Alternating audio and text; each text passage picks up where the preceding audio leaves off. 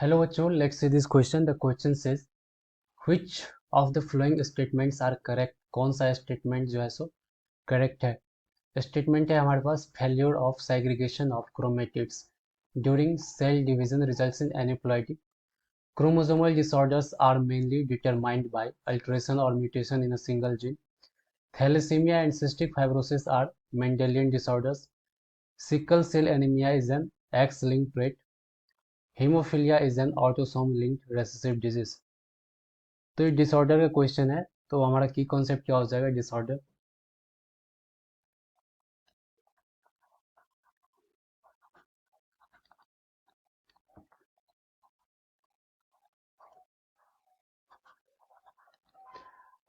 आइए जानते हैं.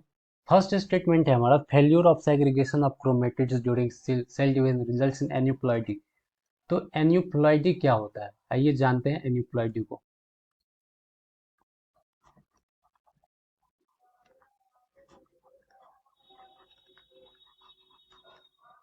इसमें होता है एडिशन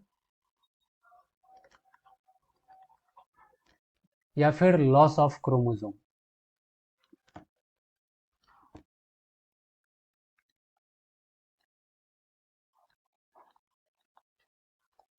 इसमें क्या होता है, या तो एक क्रोमोसोम ऐड हो जाएगा या तो क्रोमोसोम उसमें से रिमूव हो जाता है, हट जाता है, डिलीट हो जाता है.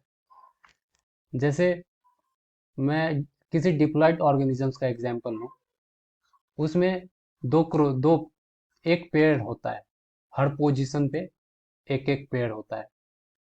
मैं मान लेता हूँ किसी डिप्लॉयड ऑर्गेनिज्म के फर्स्ट पोजीशन पे ये है. तो जब एन्यूप्लॉइडी होगा यानी एडिशन हो जाएगा क्रोमोसोम का, तो फर्स्ट पोजीशन पे क्या हो जाएगा? ये किसी भी पोजीशन पे एन्यूप्लॉइडी हो सकता है, बट मैं एग्जाम्पल के लिए फर्स्ट पोजीशन लिया हूँ. तो ये क्या हो जाएगा? एडिशन हो गया क्रोमोसोम का. इसको कहेंगे ट्राइसोमी. अगर फर्स्ट पोजीशन पे दो क्रोमोसोम है, एक क्रोमोसोम हट गया, अब क्या हो जाएगा? एक ही क्रोमोसोम बच जाएगा फर्स्ट पोजीशन पे, तो ये हो जाएगा मोनोसोमी. डाउन सिंड्रोम इसका एग्जाम्पल है एनिप्लॉइडी का. तो इसमें क्या होता है, क्यों होता है एनिप्लॉइडी? जैसे कोई ऑर्गेनिजम्स है, ये क्रोमोसोम्स, ये सिस्टर क्रोमेटिड्स है, और एक क्रोमोसोम क्या है? सेल में प्रेजेंट है. तो इस सिस्टर क्रोमेटिड को अलग होना चाहिए था सेल डिवीजन के दौरान, लेकिन ये सिस्टर क्रोमेटिड जो है सो अलग नहीं हो पाया. तो क्या होगा कि ये वाला कंडीशन बन जाता है. अब नया सेल जो बनेगा अब, तो उसके पास ये कंडीशन बन जाता है, एक्स्ट्रा क्रोमोसोम हो जाता है. तो ये क्यों होता है? क्योंकि सिस्टर क्रोमेटिड जो है सो सेग्रीगेशन नहीं होता है इसका सेल डिवीजन के दौरान. तो ये जो स्टेटमेंट है वो क्या है? करेक्ट स्टेटमेंट है. Chromosomal disorders are mainly determined by alteration और mutation in a single gene. तो क्रोमोसोमल डिसऑर्डर और gene mutation in a single gene वो अलग अलग चीज है.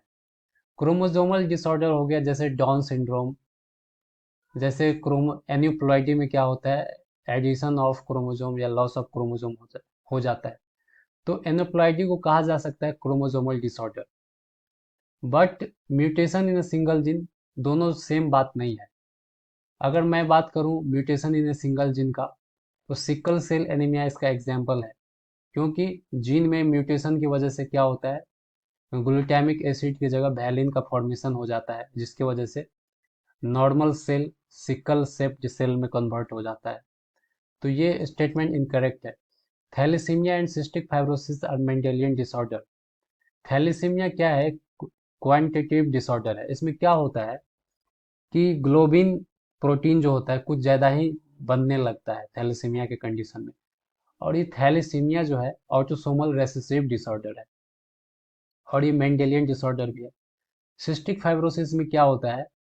ये ऑटोसोमल रेसेसिव डिसऑर्डर है, और मेंडेलियन डिसऑर्डर भी है। इसमें एक्सेस म्यूकस रिलीज होने लगता है जिसकी वजह से क्या होती है, ब्रीथिंग में प्रॉब्लम आती है।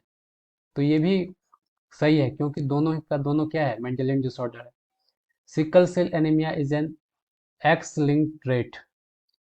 तो सिकल सेल एनीमिया जो है सो ऑटोसोमल रेसेसिव ट्रेट है, तो ये हमारा आंसर नहीं होगा। Haemophilia is an autosomal linked recessive trait. तो हीमोफीलिया जो है सो एक्स लिंक्ड ट्रेट है, एक्स लिंक। तो ये भी हमारा ऑप्शन कट जाएगा। तो करेक्ट ऑप्शन क्या होगा हमारा, 1 and 3। So the final answer is option A. I hope you understood it well. Best of luck.